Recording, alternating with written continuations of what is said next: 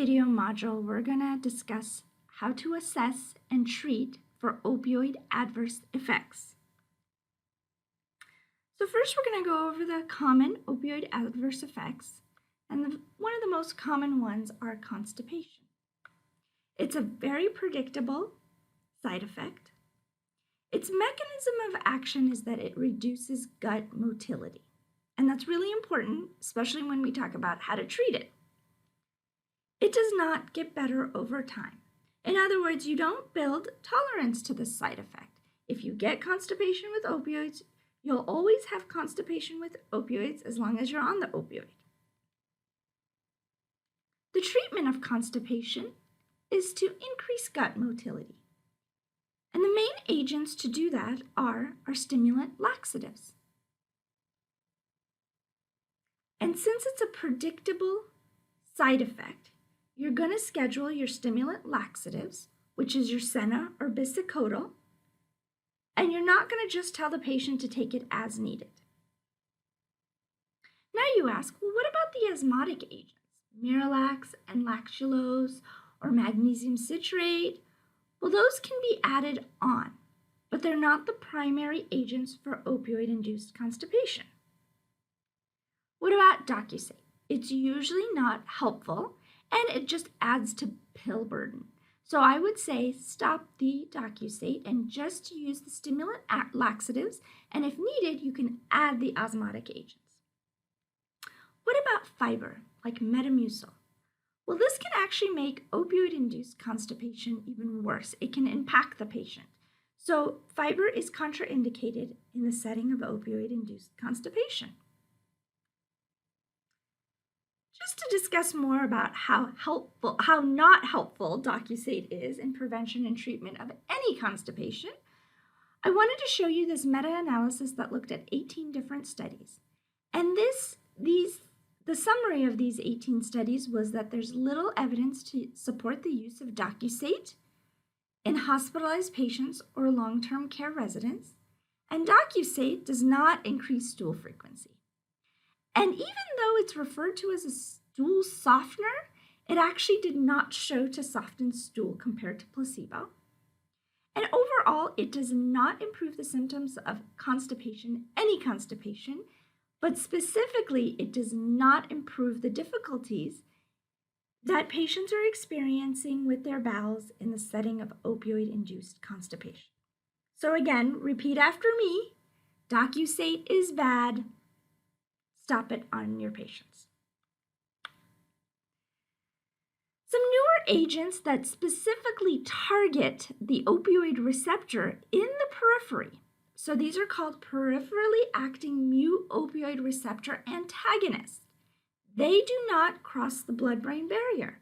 And I've circled or indicated in red why they don't cross the blood-brain barrier. In the setting of alvimopan, it's the zwitterion that doesn't make it or allow it to cross the blood-brain barrier. In the setting of naloxegol, it's this long pegylated chain that doesn't allow it to cross the blood-brain barrier. And in the setting of methyl naltrexone, it is this methyl group that prevents it from crossing the blood-brain barrier. These agents are only used for opioid-induced constipation, and I would say these are second line to your stimulant laxatives. The three that are available on the market, methyl naltrexone is available in a subcutaneous formulation. Alvimopan, because it causes cardiotoxicity, is only indicated under REMS for post-operative ileus, but it is available in oral formulation. And naloxegol is our newest agent on the block. It's an oral formulation that can be used for any patient with opioid-induced constipation. So methyl naltrexone was FDA approved in 2008. Again, it was for the treatment of opioid-induced constipation. It requires weight-based dosing, so your dose can either be 8 or 12 milligrams. It's dosed usually one dose subcutaneously every 48 hours, max of one dose every 24 hours. The onset, which is really important, is 1 to 4 hours. And its main contraindication is for suspected or known mechanical gastrointestinal obstruction. and it does need to be dose adjusted in renal failure. Naloxone was approved in 2014. It was the first orally administered Himura for opioid-induced constipation. The way they studied it is you stopped all your other laxative therapy, including the stimulant laxative. It's 25 milligrams once a day, and the time to peak is a little less than 2 hours. And then it has a second peak. You do need to watch for CYP3A4 drug interactions, and you do need to renally dose adjust. It has not been studied in severe liver impairment. So the next side effect is nausea, the next common one. So this nausea receptor chart, what we're going to do is we're really going to focus on the mechanism in which nausea is caused by opioids. And this is at the dopamine 2 receptor, and it's the agonism of it. So the nausea is dopamine agonist. It does subside over time.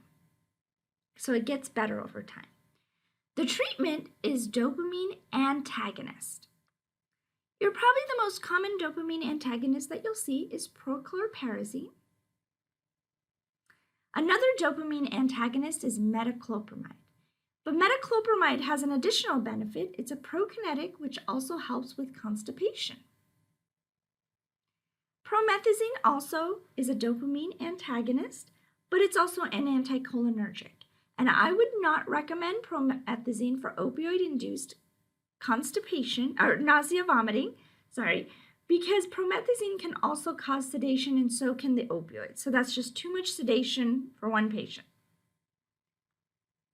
Haloperidol, and I know you're thinking, how could you use this for nausea? Well, haloperidol and olanzapine, both considered primarily antipsychotics, hit the dopamine 2 antagonist. They're very potent at this receptor, and they are second line for nausea vomiting as a result of opioids, and they're very effective. Okay, so we talked a little bit about sedation. So you don't want to give opioids with other medications that cause sedation, because sedation is a common side effect. Its mechanism of action is opioids is a CNS depressant. This side effect also subsides over time. It gets better over time. The treatment is education. You're going to educate your patient that this medication can cause sedation. It may impair your reflexes, so anything that requires you to be alert, awake, such as driving, cooking, you shouldn't do while this medication is having that side effect. And you also let the patient's caregiver know as well. But you also tell them that the side effect can get less and less, especially in the setting of chronic pain. The side effect of sedation does go away over time. An uncommon side effect, and so now we're on to the uncommon side effect, is pruritus. Its mechanism is really not known. We used to think it was histamine related. We're really not sure about that anymore. It does not get better over time. So if an opioid causes pruritus, it's going to cause pruritus all over, and it's not going to get better over time if you continue to use the opioid. The treatment is change to a different opioid that may cause less sedation. So for example, morphine causes the most amount of pruritus. Sorry, I said sedation earlier, pruritus. And fentanyl causes the least amount of pruritus. If that's not an option to change the opioid, then you can prescribe non-sedating antihistamines, such as loratadine and cetirizine. Another uncommon but yet very dangerous side effect is respiratory depression. So first you have to ask yourself, who's at risk? These are the elderly, anybody with sleep apnea or obesity, anybody who has a compromised pulmonary function, so smokers, patients with COPD, emphysema, asthma, any concurrent use of any other sedatives, including benzodiazepines and alcohol, opioid-naive patients who are started on high doses, and any patient who is self-escalating their dose or self-titrating themselves. and anybody on a long-acting opioid, because these stick around longer and can cause more harm for longer periods. And pain relief. So if suddenly a patient's pain is relieved and they're no longer requiring the same amount of opioids, then they need to be titrated down. And if they're not, then they are at risk for opioid-induced or opioid-related respiratory depression. So once you define who's at risk, then how do you avoid it? Well, you start at low doses, especially in the opioid-naive patients. You do very slow and careful titration, and then you monitor. So the APS, the American Pain Society, has stated that no patient has succumbed to respiratory depression while awake. And this is true because first you get mild sedation, then you get to moderate to heavy sedation, and then you're at risk for respiratory depression. So if a patient does become overly sedated, where you can't easily wake them up, the opioid dosage should either be reduced, or if you really can't wake the patient up in that moment and you're at risk, then the opioid dose should be held. Now, if the patient does not wake up despite several attempts, and this is heavy sedation that we're talking about because that's what comes before respiratory depression, then you use the treatment naloxone.